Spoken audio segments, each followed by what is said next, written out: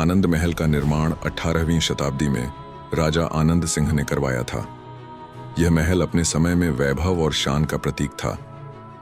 राजा आनंद सिंह ने इसे अपनी रानी और परिवार के लिए बनवाया था। महल के आसपास हरे भरे जंगल और एक सुंदर झील थी जो इसकी खूबसूरती को चार चांद लगाती थी। लेकिन राजा की मृत्यु के बाद यह महल धीरे धीरे उपेक्षित होता चला गया। राजा आनंद सिंह की मृत्यु को लेकर कई कहानियां प्रचलित हैं। कुछ लोग कहते हैं कि उन्हें जहर देकर मार दिया गया था, जबकि कुछ का मानना है कि उनकी हत्या उनके ही महल के एक गुप्त कमरे में की गई थी। कहा जाता है कि राजा की आत्मा को इस बात का एहसास ही नहीं हुआ कि उनकी मृत्यु हो चुकी है और वह अब भी महल में घूमते हैं, अपने खोए हुए साम्राज्य को ढूंढते हुए। गांव वालों का कहना है कि महल में कदम रखते ही एक अजीब सी ठंडक महसूस होती है। रात के समय महल से अजीब आवाजें आती हैं, जैसे किसी के रोने की आवाज, चीखने की आवाज या फिर पैरों की आहट। कई लोगों ने महल की खिड़कियों से एक सफेद आकृति को देखने का दावा किया है, जो अचानक गायब हो जाती है। कुछ लोगों का कहना है कि उन्होंने महल के अंदर राजा की तस्वीर देखी है, जिसकी आंखें हिलती हुई प्रतीत होती हैं। महल के सबसे ऊपरी मंजिल पर एक दरवाजा है जो सैकड़ों सालों से बंद पड़ा है। कहा जाता है कि इस दरवाजे के पीछे राजा का खजाना छुपा हुआ है, लेकिन जो भी इस दरवाजे को खोलने की कोशिश करता है वह या तो पागल हो जाता है या फिर गायब हो जाता है। एक कहानी के अनुसार एक बार एक साहसी युवक ने इस दरवाजे को तोड़ने की कोशिश की, लेकिन अगले दिन वह महल के बाहर पागलों की तरह हंसते हुए पाया गया।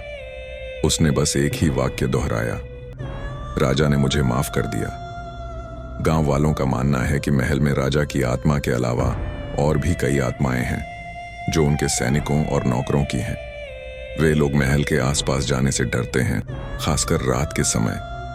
कुछ लोगों का कहना है कि उन्होंने महल के आसपास अजीब रोशनी देखी है जो अचानक गायब हो जाती है। कई बार वैज्ञानिकों और पैरानॉर्मल एक्सपर्ट्स ने इस महल की जांच की है। उन्होंने महल में अजीबोगरीब आवाजें और तापमान में अचानक परिवर्तन दर्ज किया है।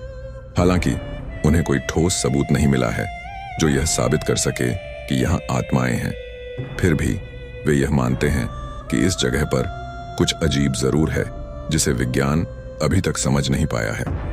कुछ साल पहले एक साहसी युवक ने महल में रात बिताने का फैसला किया। उसने अपने साथ एक कैमरा और रिकॉर्डिंग डिवाइस ले गया।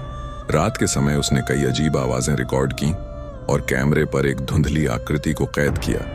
लेकिन अगली सुबह वह युवक महल से गायब था।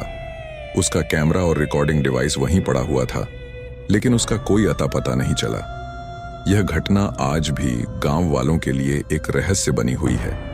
महल के नीचे एक गुप्त तहखाना है जिसके बारे में बहुत कम लोग जानते हैं। कहा जाता है कि इस तहखाने में राजा ने अपने दुश्मनों को कैद किया था।